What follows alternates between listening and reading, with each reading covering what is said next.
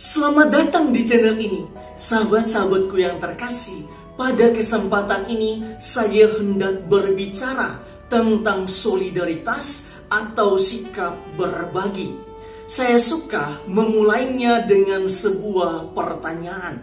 Apakah kita manusia wajib atau harus berbagi di dalam hidup ini?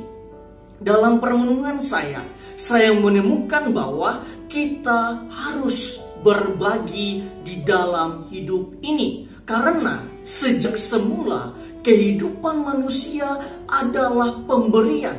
Hidup ini adalah gift. Hidup adalah hadiah atau pemberian dari Tuhan.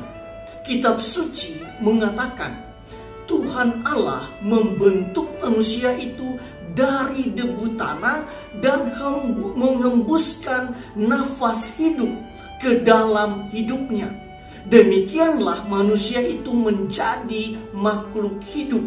Kejadian pasal 2 ayat 7. Tak hanya itu, sejak kita keluar dari rahim ibu kita masing-masing, kita selalu membutuhkan orang lain. Sebab seorang bayi tidak akan bisa hidup tanpa campur tangan orang tuanya, tanpa kebaikan hati orang tuanya, tanpa kebaikan hati keluarganya. Manusia bisa menjadi pintar, bisa menjadi cerdas, bijaksana, itu pun karena kebaikan dari para guru, kebaikan hati dari para dosen, dan juga kebaikan hati dari siapa saja yang telah memberikan wejangan ataupun kebijaksanaan kepadanya.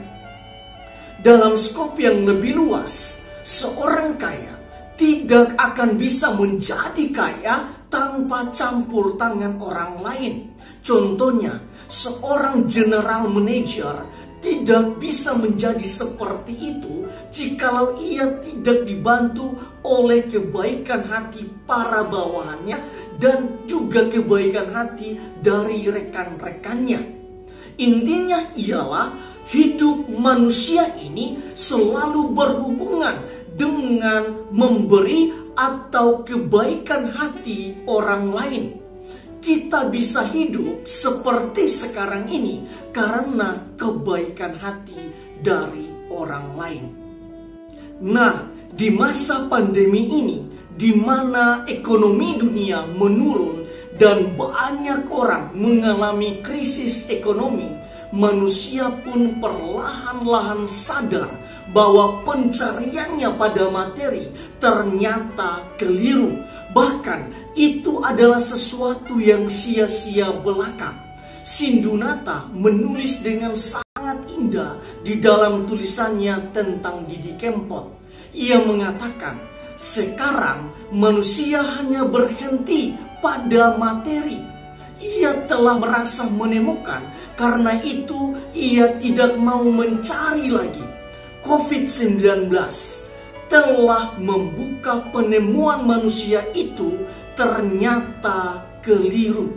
Bangunan-bangunan yang cenderung material seperti kapitalisme, konsumerisme, juga kekuasaan yang mengandalkan uang, agama-agama yang melulu ritual dan formal, semua ambyar, semuanya runtuh. Ia juga menambahkan bahwa dunia ini bukanlah milik kita. Artinya, dunia bukanlah tujuan akhir dari hidup kita. Sahabat-sahabatku yang terkasih, akhirnya saya pun bermenung tentang makna hidup yang sesungguhnya. Ada 3 hal yang saya renungkan. Pertama, manusia hidup di dunia ini untuk kehidupan orang lain. Kita hidup di dunia ini untuk kebaikan orang lain. Saya berada untuk keberadaan sesama kita. Kita tidak bisa hidup dalam keegoisan kita. Kita tidak bisa hidup dalam ketamakan kita. Karena telah saya katakan bahwa kita bisa hidup di dunia ini sampai saat ini karena kebaikan hati dari banyak orang. Oleh karena itu, kita pun harus hidup untuk kehidupan orang lain. Hal ini pastinya menuntut kita untuk selalu berbagi, untuk selalu solidar dengan sesama kita. Kedua, ketika kita berbagi dengan orang lain, hal itu tidak membuat kita mati, tetapi justru membuat orang lain menjadi hidup. Ketika kita berbagi, kita tidak kehilangan sesuatu, tetapi justru kita mendapatkan atau menemukan sesuatu yang lain, yaitu kebahagiaan dan sukacita yang ada di dalam diri kita. Dan inilah makna hidup yang sesungguhnya. Ketiga, ingatlah bahwa hidup di dunia ini hanyalah sementara. Suatu saat kita pun akan beralih dari dunia ini, akan pergi dari dunia ini. Oleh karena itu, selagi masih ada di dunia ini, marilah kita membuat materi ataupun uang yang kita miliki itu menjadi lebih bermakna. Caranya ialah dengan berbagi. Sebab materi hanya sekedar menjadi materi, uang hanya sekedar menjadi uang jika kita hanya menyimpannya.